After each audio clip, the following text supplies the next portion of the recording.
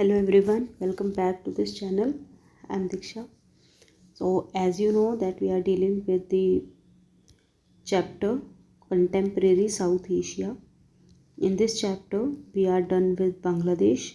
Now we are going to discuss about the monarchy and democracy in Nepal.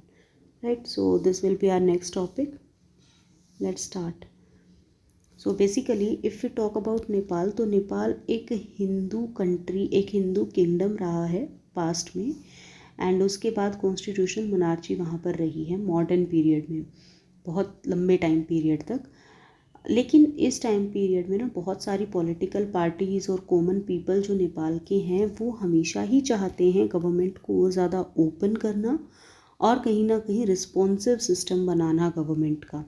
Right, they demanded for open and responsible system we can say. तो open और responsible system के लिए वो demand कर रहे हैं. Constitutional monarchy है उसके बाद, लेकिन जो किंग है वो रिस्ट्रिक्ट कर रहे हैं उनकी मूवमेंट्स को. रिस्पॉन्स सिस्टम जो पूरा का पूरा रिस्पॉन्सिव सिस्टम, अभी डिमांड आ रही है कि रिस्पॉन्सिव सिस्टम बने, तो किंग बेसिकली क्या कर रहे हैं, आर्मी की हेल्प से उनको सप्रेस कर रहे हैं, या हम कह सकते हैं कि अपना पूरा कंट्रोल वो रिटेन कर रहे हैं. राइट, सो जो गवर्नमेंट है वो कहीं ना कहीं एक्सपैंड कर रही, जो ये रिस्ट्रिक्ट कर रही है मूवमेंट्स को एक्सपैंड करने से डेमोक्रेसी एक्सपैंड ना हो, इसीलिए आर्मी की हेल्प से नेपाल में अलग अलग फोर्सेस डिप्यूट की जा रही हैं. Right, so that was there.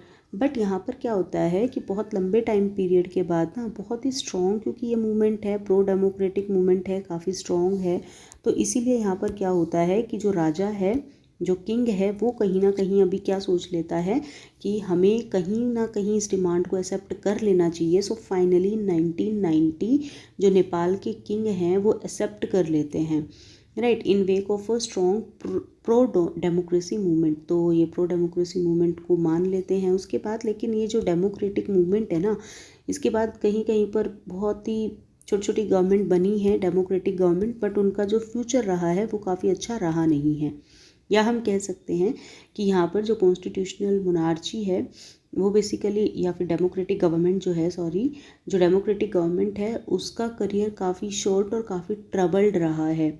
अगर हम 1990s की बात करें तो नेपाल में एक और नई पावर इमर्ज होकर आती है जो है माओइस्ट. राइट, तो माओइस्ट जो हैं वो बेसिकली पूरे नेपाल में अपना इन्फ्लुएंस, अपना डोमिनेंस बनाने की कोशिश करते हैं, लोगों को इन्फ्लुएंस करते हैं अपनी आइडियोलॉजी से, और वो बिलीव करते हैं आर्म्ड इंसरसेक्शन में. एंड इसके अलावा ये मोनार्क और रूलिंग एलीट के अगेंस्ट भी हैं. जो माओइस्ट हैं इनके बारे में बात चल रही है. तो यहाँ पर हम देखते हैं कि बहुत ही वायलेंट कॉन्फ्लिक्ट बनता है माओइस्ट गुरिल्लाज के और आर्मी के बीच में. आर्मी जो किंग की है और जो माओइस्ट गुरिल्लाज हैं उनके बीच में काफ़ी वायलेंट कॉन्फ्लिक्ट बनता है.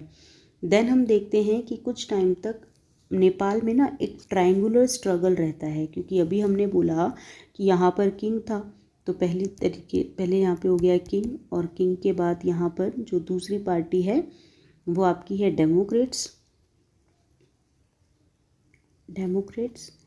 और डेमोक्रेट्स के अलावा जो आपकी तीसरी पार्टी है वो तीसरी पार्टी आपकी है माओइस्ट. राइट, तो जो ये एक स्ट्रगल इनमें क्रिएट हो जाता है. राइट, तो स्ट्रगल जब इनमें क्रिएट होगा तो उसके बाद क्या होगा कि ये तीनों ही आपस में इनके कन्फ्लिक्ट चल रहे हैं, स्ट्रगल चल रहा है.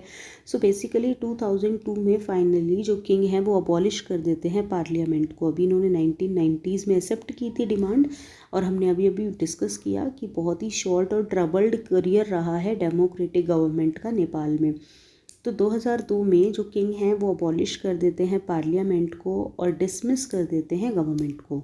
इसके बाद क्या होता है कि नेपाल में जो थोड़ी बहुत डेमोक्रेसी थी, जो एग्जिस्ट कर रही थी नेपाल में, उसको अबॉलिश कर दिया जाता है या उसको ख़त्म कर दिया जाता है. Then in April 2006 there were massive country wide pro democracy protest. फिर से प्रोटेस्ट होने शुरू हो जाते हैं महज 4 साल बाद. यहाँ पर क्या होता है कि स्ट्रगल कर रहे हैं लोग डेमोक्रेसी के लिए, वो चाहते हैं कि डेमोक्रेसी आए.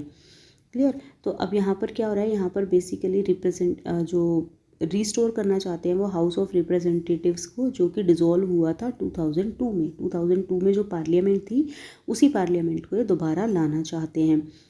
यहाँ पर नॉन वायलेंट मूवमेंट चलती है, अभी तक वायलेंट मूवमेंट चल रही थी जो पहले चली थी, अब यहाँ पर नॉन वायलेंट मूवमेंट चलती है, which was led by 7 party alliance. 7 अलग अलग पार्टी थी, उनके अलायंस ने मिलकर और इस मूवमेंट को लेड किया, हम कह सकते हैं लीड किया। देन अगर हम इसका हिस्सा बोले तो माओइस्ट और सोशल एक्टिविस्ट जो थे वो इसका हिस्सा थे इस मूवमेंट का।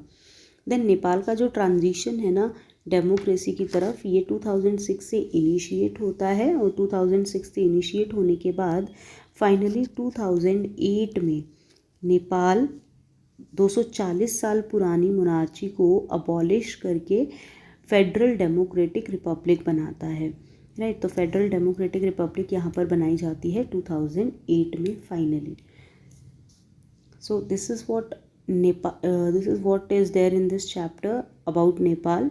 तो नेपाल के बारे में ये सब चीज़ें थी, this is what we discussed, and we have to discuss the India and Nepal relation also from this chapter, because we are having a separate topic named India and its neighbors, but I will explain that India and Nepal in the upcoming video.